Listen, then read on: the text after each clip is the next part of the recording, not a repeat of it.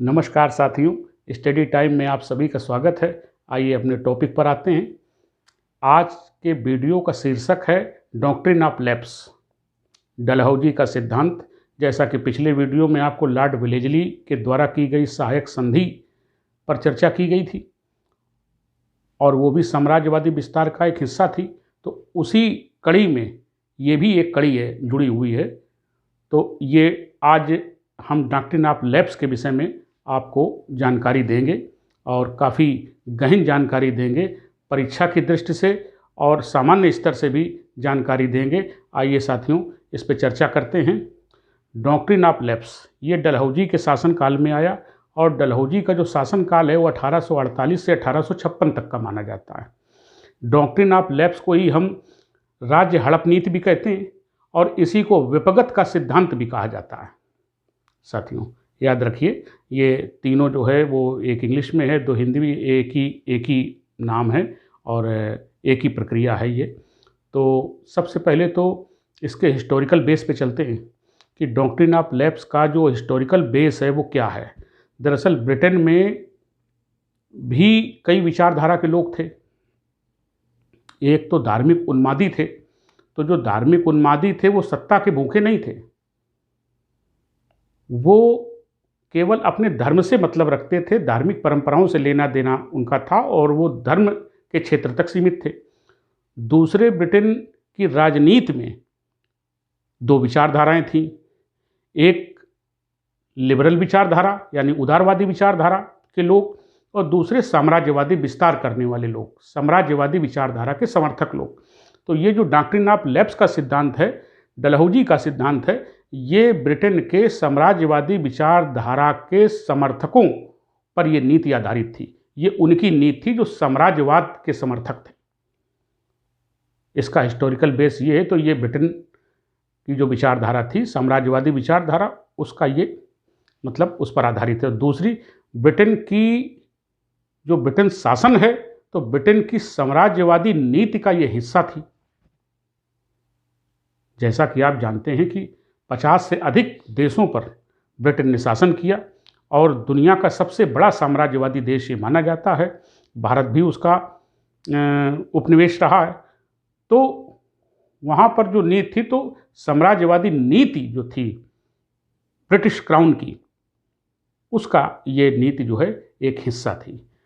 अब देखिए, सहायक संधि के तर्ज पर ही काम करने उद्देश्य एक है, ब्रिटिश साम्राज्य को बढ़ाना, ब्रिटिश भारत का विस्तार करना, और हम ये भी कह सकते हैं कि ब्रिटिश भारत का एकीकरण करना। देखिए, एक अगर कण होता है तो उस कण के भीतर प्रतिकण अवश्य होता है। अगर उसकी कुछ खराब चीज़ें होती हैं तो कुछ उसमें अच्छी चीज़ें भी उसके भीतर छिपी हुई होती हैं, जिन चीज़ों को हम जानबूझकर या तो बताना नहीं चाहते, उसका डिस्क्रिप्शन नहीं करते हैं, और या फिर हम अच्छा सोचते ही नहीं हैं। तो जो बिखरा हुआ भारत था, वो कहीं ना कहीं डॉक्ट्रिन ऑफ लैप्स ने एक प्रकार से तो अच्छा काम किया कि राजनीतिक एकीकरण भारत का होना बहुत ज़रूरी है, बिखरे हुए भारत का। और एक दृष्टिकोण वो है कि मतलब नहीं भाई, राज्यों को हड़प लिया, गलत किया। तो कहीं गलत है तो कहीं अच्छा भी है। मेरी नज़र में तो ये दोनों बातें मैं अपने दिमाग में रखता हूँ कि सकारात्मक और नकारात्मक दोनों बातें। अब देखिए, सहायक संधि और डॉक्ट्रिन ऑफ लैप्स, ये दोनों एक ही सिक्के के पहलू हैं। दोनों की टेक्निक्स अलग अलग थी, लेकिन उद्देश्य एक ही था। सहायक संधि हम आपको बता चुके हैं। आज हम डॉक्ट्रिन ऑफ लैप्स पे चर्चा आपसे करेंगे। तो इसका मैंने हिस्टोरिकल बेस आपको बताया, इसकी विचारधारा बताई, ब्रिटेन में चल रही थी। सहायक संधि की तरह ही ये भी एक प्रकार की टेक्निक थी, उद्देश्य एक ही था और तरीका अलग अलग था। अब देखिए, इस डॉक्ट्रिन ऑफ लैप्स में था क्या। डलहौजी के द्वारा ये एक कानून बनाया गया, डॉक्ट्रिन ऑफ लैप्स उसे नाम दिया गया, और ये उसमें कहा गया कि जिन देशी रियासतों के राजाओं के कोई औलाद नहीं है अपनी, वो बच्चा किसी दूसरे का गोद नहीं ले सकते हैं,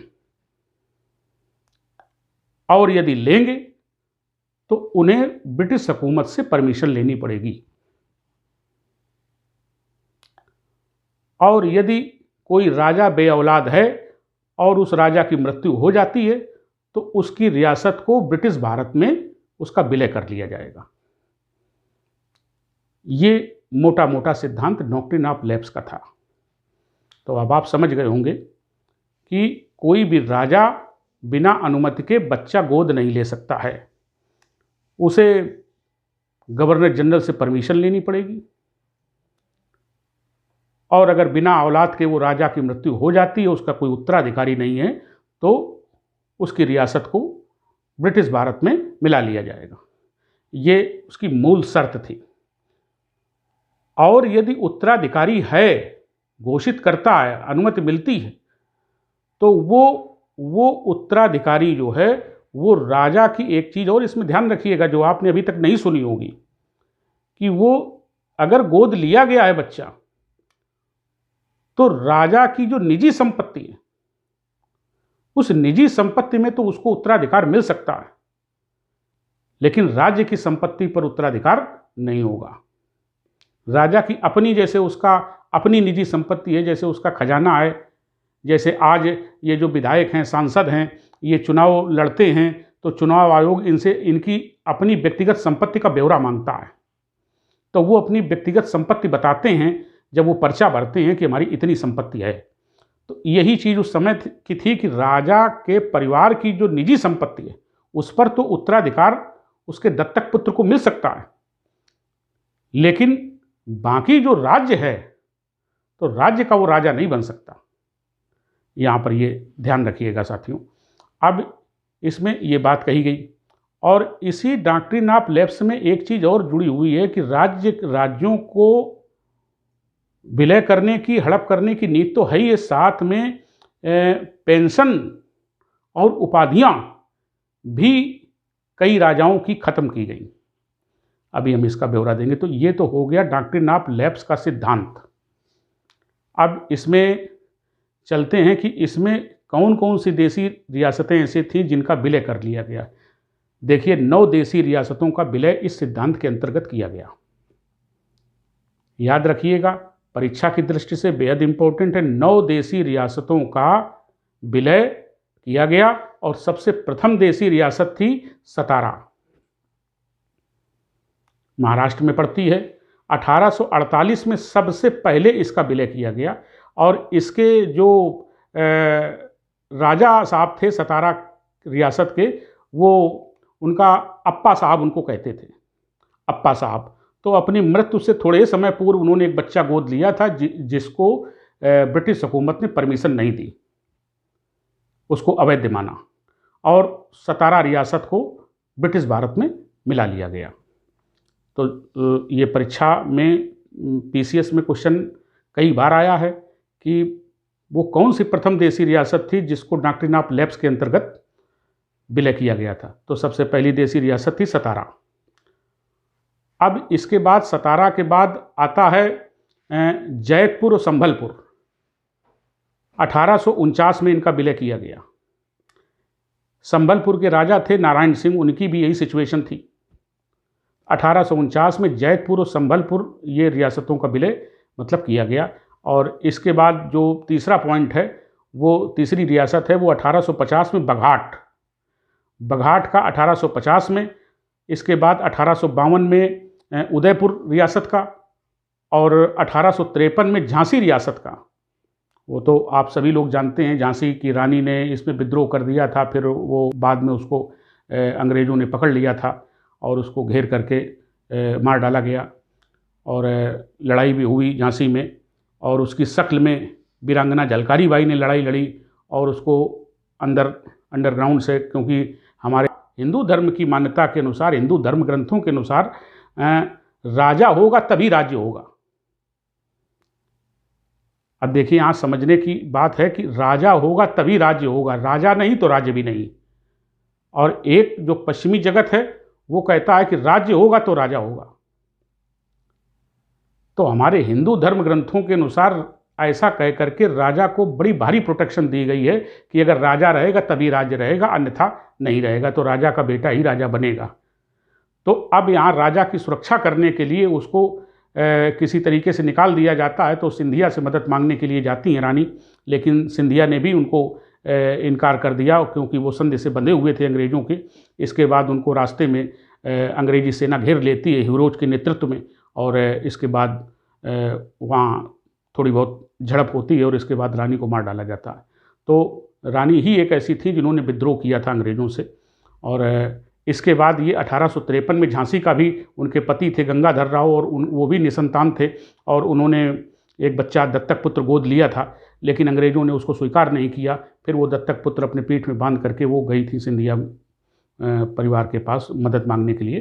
तो ये गंगाधर राव उनके पति थे, तो निसंतान थे। 1853 में झांसी को मिलाया गया। इसके बाद 1854 में नागपुर को मिला लिया गया। वहाँ के राजा रघु जी थे। इसके बाद करौली रियासत, उसको 1855 में मिलाया गया साथियों।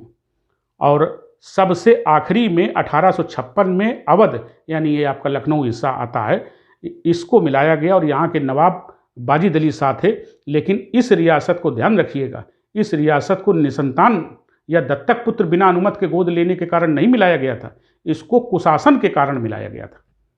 अवध रियासत को कुशासन का कारण बता करके उसको ब्रिटिश भारत में मिला लिया गया था। और उस समय के नवाब जो थे वो नवाब बाजिद अली शाह थे।